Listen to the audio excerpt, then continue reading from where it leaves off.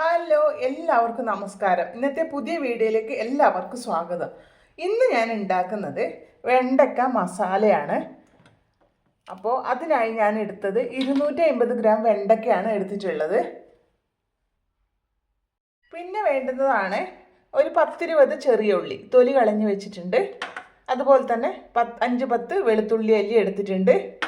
പിന്നെ വേണ്ടുന്നതാണ് ഒരു പച്ചമുളക് എരിവിന് കണക്കായിട്ട് എടുക്കാം. ഞാനിവിടെ ഒന്നേ എടുത്തുള്ളൂ കേട്ടോ.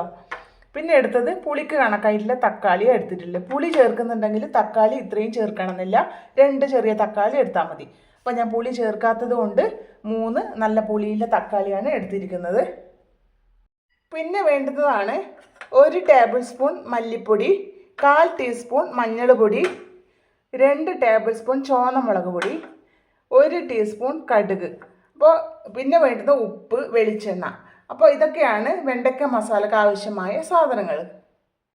അപ്പോൾ വെണ്ടക്കയെല്ലാം ഇതുപോലെ നീളത്തിലാണ് പിന്നെ ഞാൻ മുറിച്ചെടുത്തത്. നമുക്ക് ഏത് ഷേപ്പിൽ വേണമെങ്കിലും മുറിച്ചെടുക്കാവുന്നതാണ്.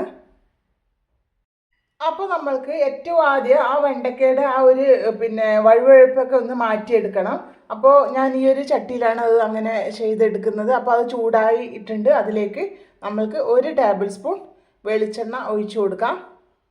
അപ്പോൾ ആ വെളിച്ചെണ്ണ ഒന്ന് നന്നായി ചൂടായതിന് ശേഷം നമുക്ക് മുറിച്ച് വെച്ച വെണ്ടക്ക കഷ്ണങ്ങൾ അതിലിട്ട് കൊടുക്കാം. അപ്പോൾ ഇതാ വെളിച്ചെണ്ണ നന്നായി ചൂടായി വന്നിട്ടുണ്ട്. ഇനി അതിലേക്ക് നമുക്ക് മുറിച്ച് വെച്ച വെണ്ടക്ക കഷ്ണങ്ങൾ ചേർത്ത് കൊടുക്കാം.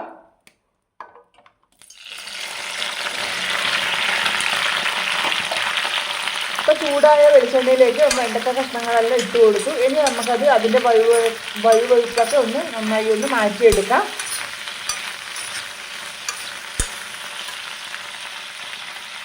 അപ്പോൾ ഇതാ വെണ്ടക്കയുടെ പച്ചനിറം ഒന്നും മാറാതെ തന്നെ അതിൻ്റെ വഴുവഴുപ്പൊക്കെ മാറ്റിയെടുത്തിട്ടുണ്ട്. ഇതിന് നമ്മൾക്കൊരു പാത്രത്തിലേക്കൊന്ന് മാറ്റി കൊടുക്കാം. അപ്പോൾ ഇത് ആ വെണ്ടക്ക വാട്ടിയെടുത്ത അതേ പാത്രത്തിൽ തന്നെയാണ് ഞാൻ ഈ കറി ഉണ്ടാക്കിയെടുക്കുന്നത്. അപ്പോൾ അതിൽ 1 ടേബിൾ സ്പൂൺ കൂടെ വെളിച്ചെണ്ണ ഞാൻ ഒഴിച്ചിട്ടുണ്ട്. അപ്പോൾ ചൂടായ വെളിച്ചെണ്ണയിലേക്ക് 1 ടീസ്പൂൺ കടുക് ചേർത്ത് കൊടുക്കാം. അപ്പോൾ കടുകും കൂടെ നന്നായി പൊട്ടി വന്നിട്ടുണ്ട്.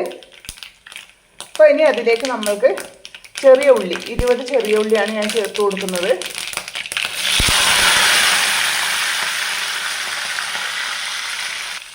അപ്പോൾ ചെറിയ ഉള്ളി കൊണ്ട് ഞാൻ മുറിച്ച് കൊടുക്കാതെയാണ് ഇടുന്നത്. അപ്പോൾ അതാണ് വലിയൊരു ടേസ്റ്റ്.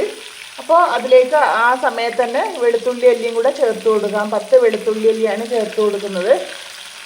അപ്പോൾ അതിൻ്റെ കൂടെ തന്നെ പച്ചമുളകും കൂടെ ചേർത്ത് കൊടുക്കാം. അപ്പോൾ ഇതൊന്ന് നല്ല പോലെ ഒരു അധികം ബ്രൗൺ നിറാവണ്ട, അതിൻ്റെ ഇടയിൽ ഒന്ന് വഴറ്റിയെടുക്കാം.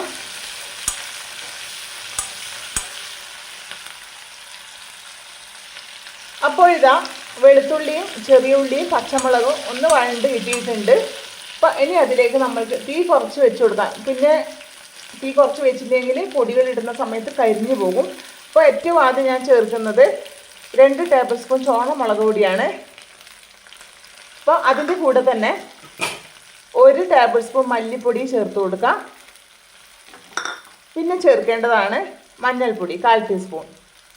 അപ്പോൾ ഇതൊന്ന് നമ്മൾക്കൊന്ന് ജസ്റ്റ് ഒന്ന് ഇളക്കിയെടുക്കാം.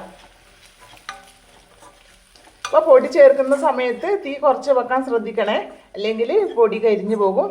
അപ്പോൾ ജസ്റ്റ് ഒന്ന് ഇളക്കി കൊടുത്തിട്ടുണ്ട്. ഇനി അതിൻ്റെ കൂടെ തന്നെ നമുക്ക് ചേർക്കേണ്ടതാണ് 3 പഴുത്ത തക്കാളി. അപ്പോൾ അതുകൂടി ചേർത്ത് കൊടുക്കാം. അപ്പോൾ ഈ തക്കാളി നമ്മൾക്കൊന്ന് ഏറ്റവും ആദ്യം നന്നായിട്ട് ഒന്ന് വേവിച്ച് ഉടച്ചെടുക്കാം. അപ്പോൾ അതിൻ്റെ കൂടെ ഞാൻ കുറച്ച് ഉപ്പ് കൂടി ഇട്ട് കൊടുക്കുന്നുണ്ട്, എന്നിട്ടാണ് വേവിച്ചെടുക്കുന്നത്. അപ്പോൾ ഇതത് കരിയാതിരിക്കാൻ ഇച്ചിരി വെള്ളം കൂടെ അതിലേക്ക് ചേർത്ത് കൊടുക്കുന്നുണ്ട്. അപ്പോൾ കുറച്ച് ഒഴിച്ചു കൊടുത്താൽ മതി.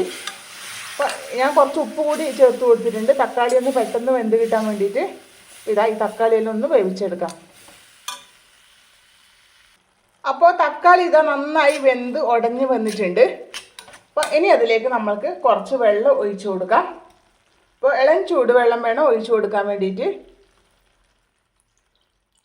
അപ്പോൾ ഞാനൊരു അര ഗ്ലാസ്സല്ല വെള്ളം ഒഴിച്ചു കൊടുത്തിട്ടുണ്ട്. ഒരു ചെറിയ ബോണിക്ക് അരപ്പാത്രം വെള്ളമാണ് ഒഴിച്ചു കൊടുത്തത്. അപ്പോൾ നമുക്ക് അതിൽ ഉപ്പ് കൂടി ഇന്ന് ചേർത്ത് കൊടുക്കാം. അപ്പോൾ ആ തക്കാളി വഴറ്റുന്ന സമയത്ത് ഉപ്പ് ചേർത്ത് കൊടുത്തിട്ടുണ്ടായിരുന്നു. അപ്പോൾ ഉപ്പ് കൂട്ടുമ്പോൾ ശ്രദ്ധിക്കണം. അപ്പോൾ ആ വെണ്ടക്കക്ക് വേണ്ടുന്ന ഉപ്പ് കൂടിയാണ് ഞാൻ ചേർത്ത് കൊടുക്കുന്നത്. അപ്പോൾ വെണ്ടക്ക വഴറ്റിയെടുക്കുന്ന സമയത്ത് നമ്മൾ ഉപ്പ് ചേർത്തിട്ടില്ലായിരുന്നല്ലോ. അപ്പോൾ ഉപ്പ് ശ്രദ്ധിച്ച് ചേർത്ത് കൊടുക്കുക. എന്നാലും വെണ്ടക്കയുടെ കഷ്ണത്തിന് ഉപ്പ് പിടിക്കുകയും വേണം. ആ രീതിക്ക് ചേർത്ത് കൊടുക്കുക. അപ്പോൾ ഇതെല്ലാം നമുക്ക് നന്നായി ഒന്ന് തിളപ്പിച്ചെടുക്കാം. അപ്പോൾ ഇതാ തക്കാളിയൊക്കെ വെന്ത് വന്നതിന് ശേഷം ഞാൻ അതിലേക്ക് ഒരു അരപ്പാത്രം ഇളം ചൂടുവെള്ളം ഒഴിച്ചിട്ടുണ്ടായിരുന്നു. അപ്പോൾ അത് നന്നായിട്ടൊന്ന് തിളച്ച് വന്നിട്ടുണ്ട്.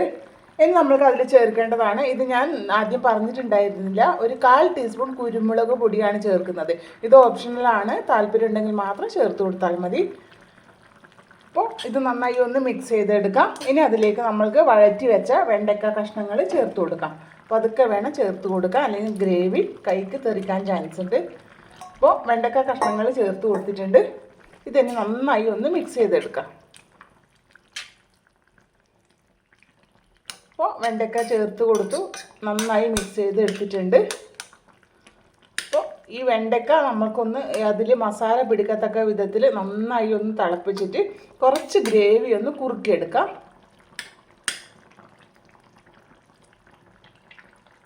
അപ്പോൾ ഇതാ ഗ്രേവിയൊക്കെ നന്നായി കുറുകി കിട്ടിയിട്ടുണ്ട്, പാകത്തിന് തന്നെ കുറുകി കിട്ടിയിട്ടുണ്ട്. ഇത്രയും മതിയാവും. അപ്പോൾ ഇനി നമ്മൾക്ക് ഫ്ലെയിം ഓഫ് ചെയ്യാം. അപ്പോൾ നമ്മൾക്ക് ഈ കറി വാങ്ങുന്ന സമയത്ത് ഏറ്റവും ലാസ്റ്റ് കുറച്ച് പെരുംജീരകപ്പൊടിയും കുറച്ച് ഉലുവാപ്പൊടിയും ചേർത്ത് കൊടുക്കുന്നത് കറിക്ക് നല്ലൊരു ടേസ്റ്റ് കൊടുക്കും. അപ്പോൾ അതെൻ്റെ കയ്യിൽ തീർന്നു പോയതുകൊണ്ട് ഞാൻ ചേർത്ത് കൊടുക്കുന്നില്ല. നിങ്ങൾ ഉണ്ടാക്കുന്ന സമയത്ത് അതുകൂടി ഒന്ന് ചേർത്ത് കൊടുക്കണം. ഏറ്റവും ലാസ്റ്റ് വാങ്ങാനാവുന്ന സമയത്ത് ചേർത്ത് കൊടുത്താൽ മതി കേട്ടോ. അപ്പോൾ അതാണ് അതിൻ്റെ ഒരു നല്ല, ഇതിനെക്കാട്ടിലും ടേസ്റ്റ് കൊടുക്കുന്നൊരു സംഭവമാണിത്. അപ്പോൾ ഇതാ നമ്മുടെ വെണ്ടയ്ക്ക മസാല റെഡി ആയിട്ടുണ്ട്.